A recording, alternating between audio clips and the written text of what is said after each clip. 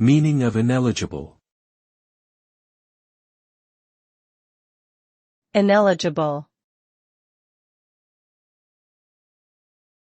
Ineligible. Ineligible. Ineligible. The term ineligible refers to a person or thing that cannot qualify for a particular benefit or position due to specific restrictions or disqualifications. It suggests that there are certain criteria or requirements that need to be met, and the person or thing doesn't meet them. Ineligibility is often determined based on factors such as age, income, education, or legal status.